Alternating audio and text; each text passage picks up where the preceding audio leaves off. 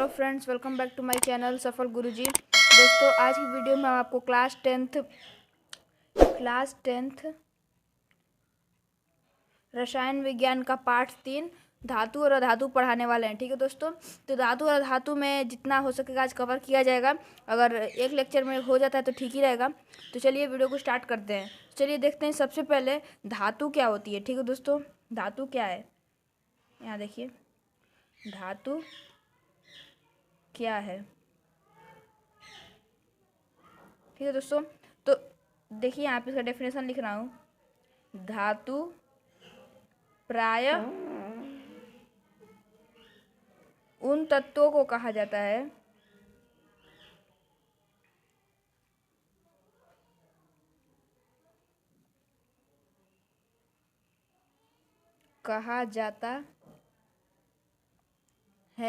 जो सामान्य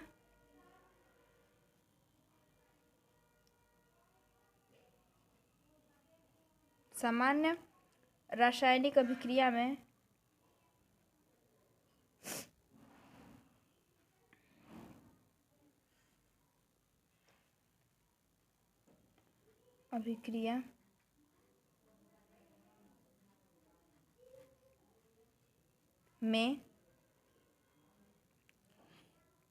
एक या एक से अधिक इलेक्ट्रॉन को त्याग कर एक या एक से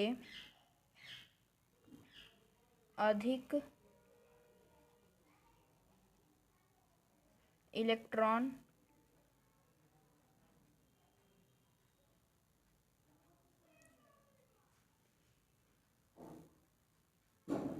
त्याग कर धनायन बनाने की प्रवृत्ति रखते हैं। धनायन बनाने की प्रवृत्ति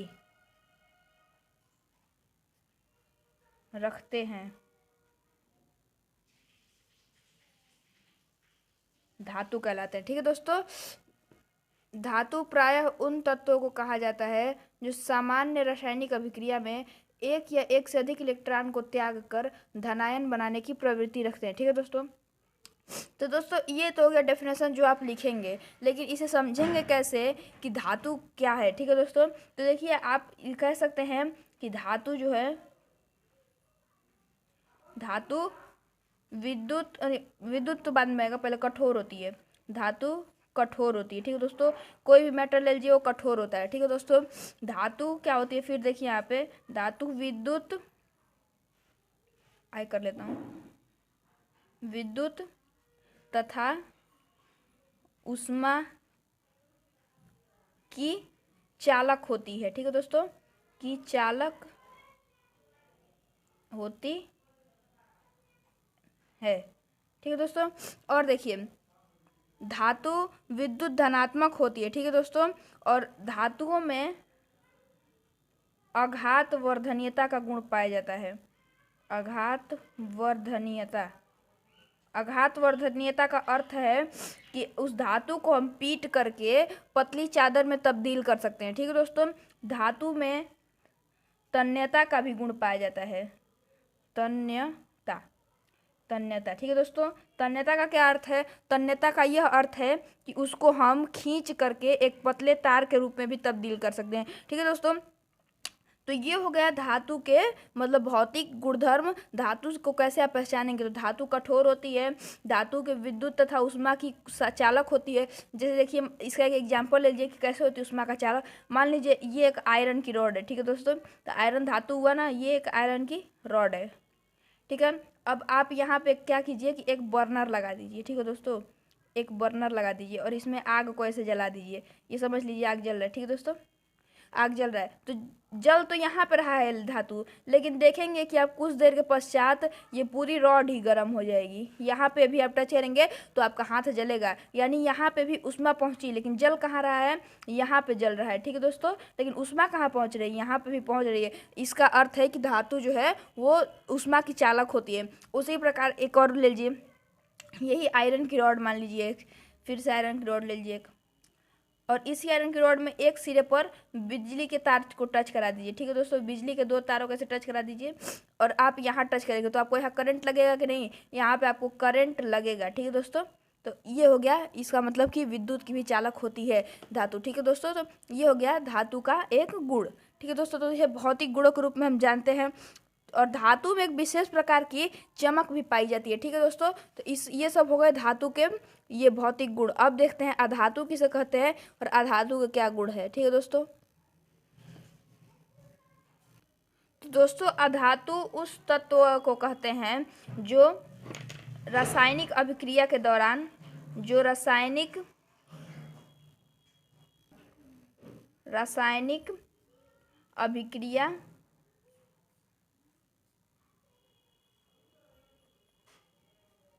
के दौरान एक इलेक्ट्रॉन ग्रहण करके दोस्तों ये जो डेफिनेशन लिखवा रहा हूँ ये एग्जाम में आप लिखेंगे इसे। ठीक है दोस्तों, अगर आएगा तो रासायनिक अभिक्रियाओं के दौरान एक इलेक्ट्रॉन त्याग कर ऋणायन बनाने की प्रवृत्ति रखते हैं। ऋणायन बनाने की प्रवृत्ति रखते हैं।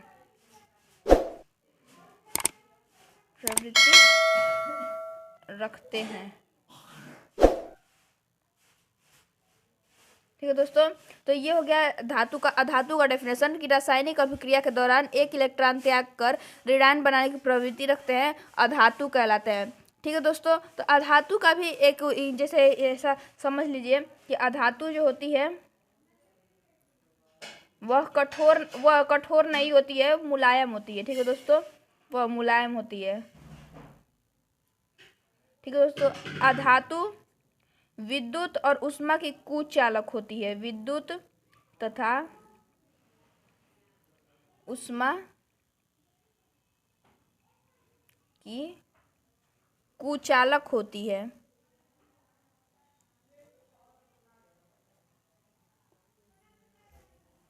ठीक है दोस्तों, कुचालक होती है, याद समझ लीजिए। और फिर आगे है अधातु वर्धनीयता का गुण प्रदर्शित नहीं करती है। अघात वर्धनीयता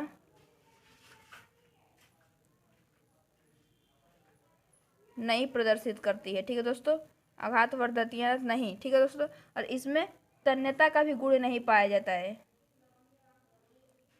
तन्यता का भी गुण नहीं पाया जाता है। लेकिन दोस्तों जानते हैं इसका कोई मतलब फिक्स भौतिक गुण नहीं है।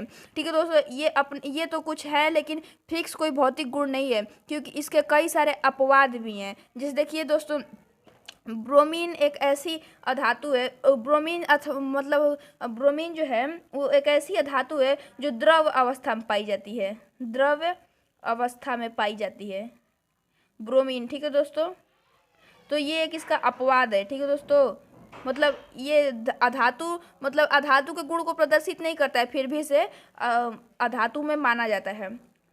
तो ब्रोमीन जो है द्रव अवस्था में पाई जाती है, अधातु होते हुए भी पाई जाती है। ठीक है दोस्तों, और क्या कहते हैं कि हीरा, जैसे देखिए हीरा जो है वो भी इसका अपवाद है, क्योंकि देखिए हीरा जो है वो बहुत कठोर होता है और उसके गलनांक बहुत उच्च होते हैं, लेकिन फिर भी वह अधातु की श्रेणी में गिना जाता है। क्योंकि अधातु का तो हमने डेफिनेशन पढ़ा है कि ये मुलायम होती है, लेकिन हीरा तो बहुत कठोर है फिर भी अधातु है, तो ये भी क्या है कि इसका अपवाद है। ठीक है दोस्तों, इसी प्रकार से इसके कई सारे अपवाद हैं, अभी आपको मैं और लिखवा रहा हूँ अपवाद। ठीक है दोस्तों,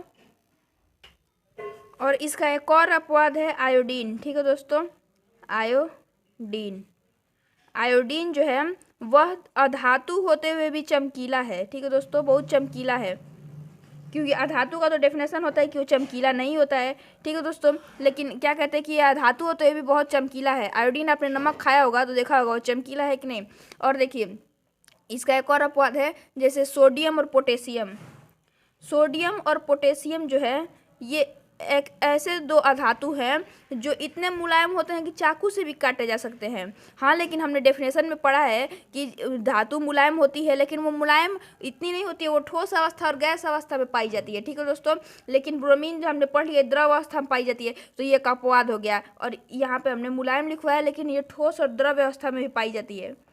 अक्सर ठोस और मतलब लेकिन धातु से थोड़ी मुलायम होती है। ठीक है दोस्तों, ठोस और द्रव्य, द्रव नहीं गैस अवस्था में पाई जाती है। लेकिन जब सोडियम और पोटेशियम जब की बारी आती है तो ये अधातु की श्रेणी में गिने जाते हैं, लेकिन ये इतने मुलायम होते हैं कि इन लोग को चाकू से भी काटा जा सकता है। तो ये कहाँ से हुआ धातु। ठीक है दोस्तों, तो ये भी एक अपवाद है। इसी प्रकार इसके बहुत सारे अपवाद हैं, अब पढ़ेंगे बुक को जब पता चलेगा। ठीक है दोस्तों, तो सभी अपवाद बता लूँगा तो वीडियो लंबी हो जाएगी, इसीलिए आपको कुछ बता रहा हूँ। तो इसलिए इसके कोई फिक्स भौतिक गुणधर्म नहीं है। ठीक है दोस्तों, तो आज की वीडियो में बस इतना ही दोस्तों। धातु अधातु समझ लिए, और आगे हम आपको और आगे सेकंड पार्ट में आपको आगे के लेक्चर बताऊंगा, आगे के टॉपिक्स बताऊंगा।